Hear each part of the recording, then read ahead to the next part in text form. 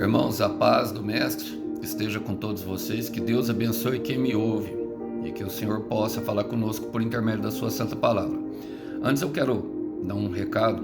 Tem alguns irmãos que a gente tem orientado através do e-mail, através de algumas conversas.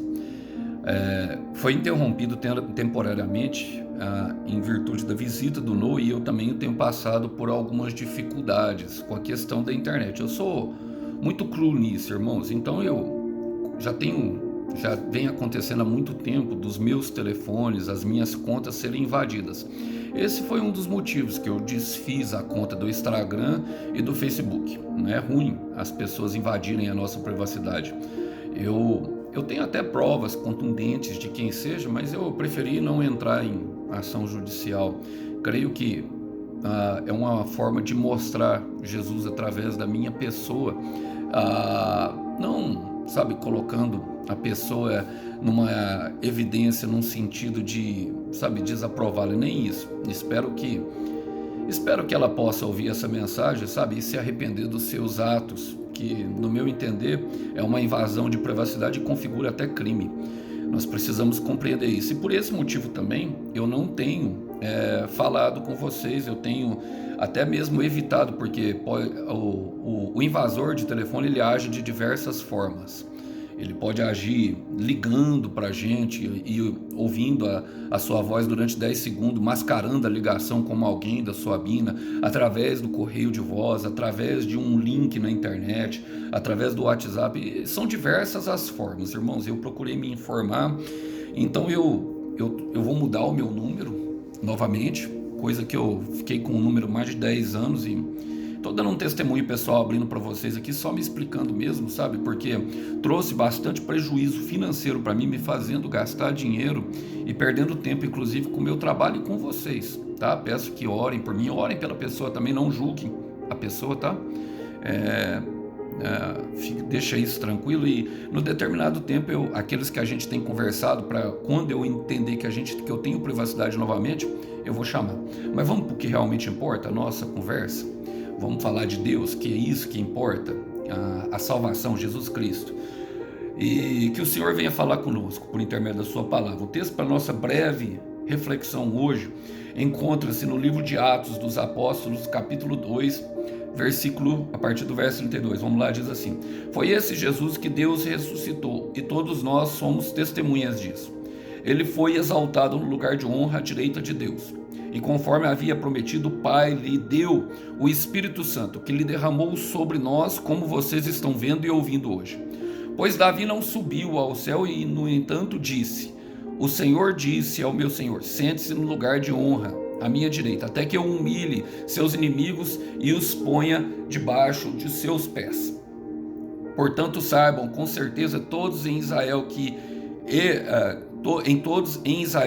esse Jesus, a quem vocês crucificaram, Deus fez Senhor e Cristo. Glória a Deus. Irmãos, vamos contextualizar rapidamente. Aqui o derramar, é o dia de Pentecostes, é o derramar do Espírito Santo. Depois de 10 dias orando, os discípulos passaram numa casa trancada, orando fervorosamente, a palavra diz, para que Deus enviasse a promessa. A promessa era o Espírito Santo que seria derramado. O Espírito Santo, ele tem algumas funções em nós. Na verdade, o ministério do Espírito Santo, ele é uma pessoa divina, uma pessoa de Deus, é uma pessoa da Trindade e deve ser reverenciado e adorado como qualquer outra pessoa da Trindade. Eles ficaram e esperaram e derramaram. As pessoas olharam e achavam que eles estavam bêbados. E então, corajosamente, Pedro tomou a frente e começou a pregar, onde houve uma conversão de 3.000 pessoas. Mas eu peguei essa parte em específico para fazer algumas aplicações para o dia de hoje. Vamos lá. Começa falando assim: Foi esse Jesus que Deus ressuscitou e todos nós somos testemunha disso. Eu gosto dessa expressão que Pedro usa. Foi esse Jesus. Por quê, irmãos? Porque desacreditaram de Jesus o tempo inteiro. Desacreditaram. E eu quero falar para você, Deus acredita no desacreditado. Talvez você esteja desacreditado nesse momento. Talvez você esteja justamente em um momento em que simplesmente você não consiga não consiga, sabe, ver beleza no processo, talvez você mesmo esteja desacreditado de si mesmo, mas eu quero te falar, meu irmão, foi esse Jesus que Deus ressuscitou. Foi esse Jesus que Deus ressuscitou. E Deus é poderoso de nos tirar da nossa morte para a nossa vida. Para uma vida e uma vida de plenitude com Ele. A palavra fala que Jesus veio para dar vida e vida em abundância. João 10:10. Olha, e fala assim: todos nós somos testemunhas disso. E Ele fará questão de que haja testemunhas, tanto a favor como contra. O contra também espalha, irmãos, mas vão ver a mão de Deus sobre a tua vida. O que é um testemunho, irmão? Eu gosto de ressaltar isso porque o testemunha, ele fala justamente daquilo que ele viu e ouviu. Eu contei outra vez, eu fui chamado uma vez a depor, e quando eu cheguei lá eu quis emitir a minha opinião pessoal. O escrevente, aquele que relatava, que escrevia exatamente aquilo que eu estava falando, fala, ó, não precisa dar a sua opinião, somente descreva o que você viu e ouviu, como você viu, e deixe essa parte conosco. E o testemunho, ele fala disso, justamente daquilo que ele viu, do que ele ouviu. O testemunho fala de uma história escrita pelo dedo de Deus. Eu quero te dizer, meu irmão, Deus está escrevendo uma história para você. Eu quero te dizer, minha irmã, Deus está escrevendo uma história para você e Ele fará questão que as pessoas saibam. Olha, fala assim, Ele foi exaltado no lugar de honra, à direita de Deus, e conforme havia prometido. Irmãos, Deus cumpre suas promessas, conforme havia prometido, a honra. E eu tenho convicção, meu irmão, toda a promessa de Deus, ela é imbuída de honra e autoridade. A direita de Deus fala de autoridade. Nós vemos em Atos 7, Estevão tendo uma visão com Jesus em pé, sabe, recebendo o seu Espírito, à direita de Deus Pai, o Todo-Poderoso. Quero citar para vocês Números 23:19. Deus não é homem para que minta, e nem filho do homem para que se arrependa. Acaso ele fala e deixa de agir? Acaso ele promete e não cumpra? Agindo Deus, quem impedirá? Meus irmãos, a promessa não pode ser invalidada, conforme havia prometido. E eu tenho certeza que eu converso com pessoas a qual Deus já prometeu. Deus tem uma promessa pessoal para cada um de nós, irmãos. Há promessas no coletivo, há promessas que movem uma comunidade, mas há promessas pessoais, e é nessas a qual nós devemos manter o olho. Foque na promessa. Por quê? Porque através da promessa Deus vai trazer salvação. É através da promessa que Jesus abre espaço no coração para que nós possamos caminhar junto com Ele. Olha, e fala assim, o Pai lhe deu o Espírito Santo que Ele derramou sobre nós. O Pai lhe deu, o Espírito Santo era a promessa que Jesus falava para todos nós. E eu quero mencionar aqui algumas promessas do Espírito Santo. Em João 14, se eu não me engano, a partir do verso 12, fala que o Espírito Santo primeiro estava com nós e depois ele habita em nós. O que quer dizer? No começo, meu irmão, é só um momento, ele faz algumas visitações, mas depois nós vamos ser lugar, ou seja, templo. Depois que o processo tiver findado, nós vamos ser morada do Espírito Santo. E o que quer dizer isso, irmãos? O Espírito Santo é justamente quem nos conduz à promessa. O Espírito Santo, no grego, e lá em próprio João 14, fala que na etimologia da palavra, o nome do Espírito Santo é o Paracletos, que quer dizer o encorajador. É um dos nomes do Espírito Santo. O que quer dizer isso, irmãos? Eu vou dizer, ele tem várias. O ministério do Espírito Santo tem algumas funções, algumas autoridades que ele exerce sobre nós. Entre elas, o convencimento do pecado, do juízo e da justiça de Deus. Mas eu quero destacar aqui primeiro que ele nos levanta. Ele é um encorajador. Ele nos levanta. Ele levanta aquele que está caído. Segundo, ele também advoga para nós. Ele leva as nossas orações. A palavra fala que com gemidos inexprimíveis, ou seja, quando nós não sabemos orar, Ele leva a nossa oração traduzida a Deus, de acordo com aquilo que é a sua boa vontade. Terceiro, Ele nos caminha, Ele nos dirige em todo o caminho. Isaías 30, versículo 21 diz: quando te desviares pelo caminho, ouvirás uma voz. Quando te desviares para a direita ou para a esquerda, ouvirás uma voz atrás de você, dizendo: este é o caminho, andai nele. Há um caminho a qual nós devemos andar, há uma obra preparada para nós de antemão, que Efésios 2:10 diz, e é essa a qual o Espírito Santo está incumbido de nos dirigir. Nós precisamos entender. E olha só para vocês verem, o Pedro acaba de falar isso, e ele fala: como vocês estão vendo e ouvindo, ou seja, se tornaram testemunhas. Uma testemunha produz outra testemunha, uma testemunha gera outra testemunha. Nós fomos chamados para gerar testemunhas. Olha, ele continua falando no versículo 34: pois Davi não subiu ao céu, e no entanto disse: o Senhor disse ao meu Senhor: sente-se no lugar de honra à minha direita. Sente-se no lugar à minha direita. Irmão, Davi era mortal, e todos nós somos mortais, todos nós. Ele estava falando de um homem imortal, de um homem que é perfeito. E nós precisamos compreender essa situação, porque, irmãos, é dele a qual o Senhor nos chama para ser testemunha. Quero falar com vocês de um versículo que está em Provérbios capítulo 29, versículo 15. Fala, 29, versículo 24, fala assim: quem ajuda o ladrão prejudica a si mesmo, sobre juramento não ousa testemunhar.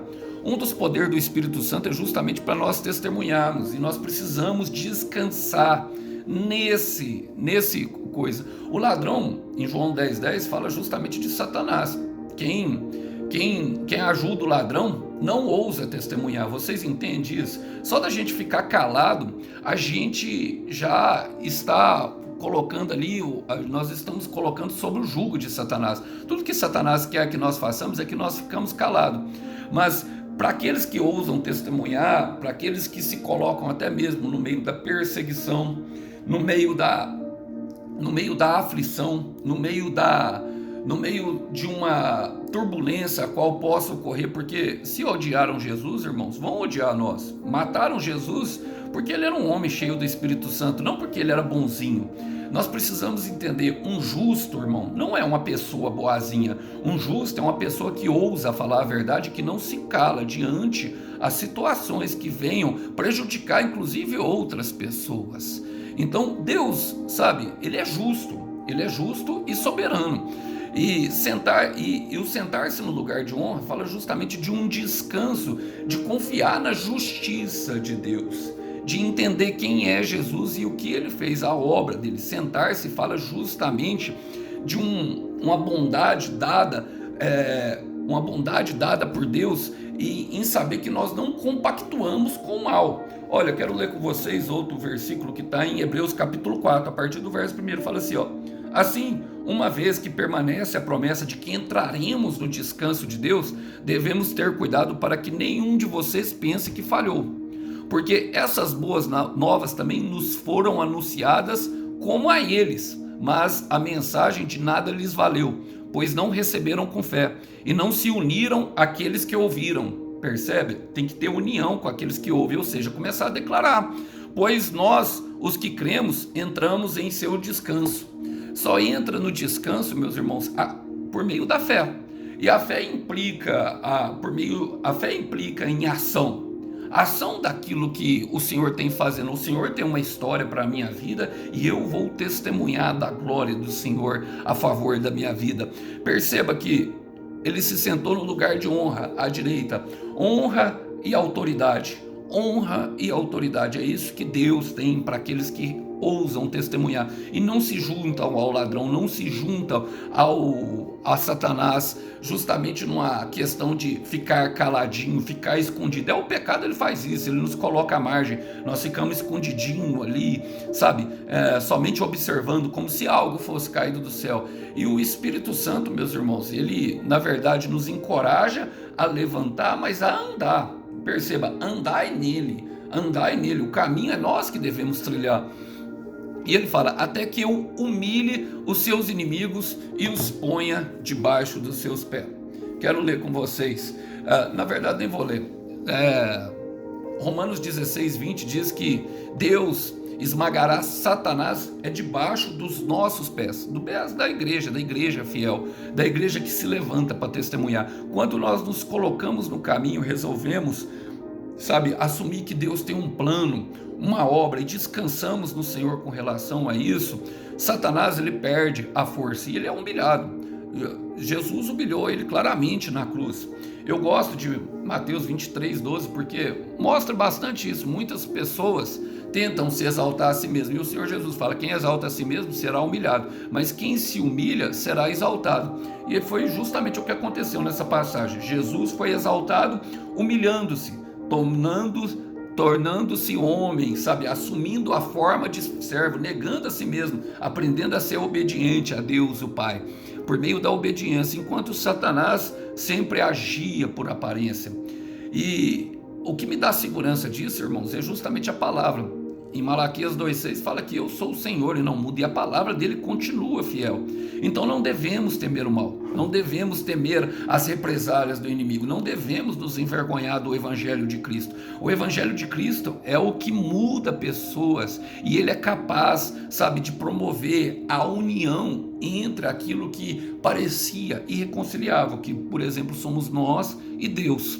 Olha, e ele fala: portanto saibam com toda certeza em Israel, que a esse Jesus, normalmente ele fala atrás, a esse Jesus, a que vocês crucificaram. Ou seja, Pedro estava ali dando uma oportunidade dele se redimir, dele se arrepender dos seus pecados e poder receber essa dádiva do Espírito, a dádiva do Espírito que conduziria eles na promessa de Deus, irmãos. E Deus tem grandeza para aqueles que resolvem o seguir. Deus tem paz, tem amor, tem o eirene, tem a salvação. E a salvação, eu gosto da palavra salvação que Paulo usa no grego, a etimologia da palavra, soteria, todas as coisas pertencentes à salvação, meu irmão, paz, prosperidade e tudo aquilo que nós precisamos para viver bem. Logicamente está falando de um lugar eterno, a qual nós já fomos preparados, e eu sempre falo disso, mas também ele se preocupa porque com esse momento que nós vivemos agora, porque já que nós vivemos eternamente, tudo que nós vivemos aqui faz parte de um preparo e faz parte da nossa vida. Então Deus está preocupado conosco. E quando eu falo preocupado, irmãos, na verdade ele não se preocupa, não é nesse sentido. É uma preocupação num sentido de afeto, num sentido de carinho, num sentido de cuidado conosco, ou seja, está cuidando de nós desde o momento em que, sabe, antes de nós nascer. Nós vemos ele falar isso para Jeremias: antes que eu formasse no ventre da sua mãe, eu já te designei para nações, e eu lhe dei para nações. Jeremias 1,9 está lá, 1,4, pode ler. Então há uma preocupação, há um entendimento que Deus está cuidando de nós, e por isso ele fala: Deus fez o Senhor de Cristo. E o que significa isso, meu irmão? Aceitando Jesus como Senhor, nós aceitamos que ele morreu por amor a nós, e Cristo é que ele foi escolhido para ser o servo sofredor. O Cristo significa que ele era o primeiro de todos. Quero ler com vocês um versículo que está justamente, na verdade nem vou ler, é bem simples ele. 1 João capítulo 4:19 fala: nós o amamos porque ele nos amou primeiro, e nós precisamos compreender isso. O que aqueles israelitas viviam naquele momento era um sistema legalista, irmão, que mostrava para eles que eles deveriam justamente cumprir algumas regrinhas daquilo que deveria ser feito para se tornar aceitáveis diante de Deus. E nós somos aceitáveis mediante a obra da cruz. Muitas pessoas tentam tirar a cruz, sabe, do meio da igreja, a graça do meio da igreja, mas isso enfraquece a igreja, isso enfraquece a nossa caminhada. Por quê? Porque mostra que somente algumas pessoas selecionadas por Deus poderiam ter acesso com eles, que as nossas imperfeições nos tornaria totalmente inaceitáveis. Não é? Nós o amamos porque ele nos amou primeiro, e nós abrimos o coração para que nós sejamos aperfeiçoados. O perfeccionismo é uma doença da alma. O perfeccionismo traz para nós uma direção de querer agradar a todo mundo e a se mover pelas aparências. Ou seja, nós começamos a ser quem nós não nascemos para ser. E é necessário se livrar. Quando nós aceitamos as nossas imperfeições, estamos aptos e abrimos espaços para o crescimento, porque afinal o que é perfeito não pode evoluir. Jesus já assumiu a perfeição, ele sempre será perfeito, ele sempre será o ápice da perfeição. E ele nos amou incondicionalmente, não exigiu nada. E o que eu faço, Alisson? Aceite como criança de bom grado Apenas receba esse amor e deixe que esse amor transforme toda a sua vida, provocando esse bem-estar. Meu Deus, é pelo amor. O amor ele é capaz de curar todas as transgressões. O amor ele é capaz de cobrir multidões de pecado. O amor ele é capaz de nos levar a lugares a qual nós não imaginamos estar. É por esse amor. Ele nos amou primeiro, não precisamos fazer nada, apenas deitar em seu colo e receber, sabe? Não tem uma parcela, um grupo especial. Quando nós pensamos que tem um grupo especial e começamos a agir como eles, tentando fazer alguma coisa para agradar a Deus, numa tentativa de atrair o seu olhar de atenção para nós, nós já falhamos, porque Ele já nos olhou, Ele já nos amou e Ele nos observa desde o ventre da nossa mãe. É somente receber e deitar no colo como criança e saber que Ele é Senhor e Cristo. Ele, somente Ele. Nós não. Nós estamos aqui para ser cuidado e, logicamente, através das consolações e do cuidado que recebemos, consolar e cuidar outros. Mas deixa que, no determinado tempo, o Senhor venha a manifestar isso em nós. Eu gostaria de deixar essa mensagem com vocês para essa breve meditação. Que Deus abençoe vocês, meus irmãos. A paz do Mestre. Tchau, tchau.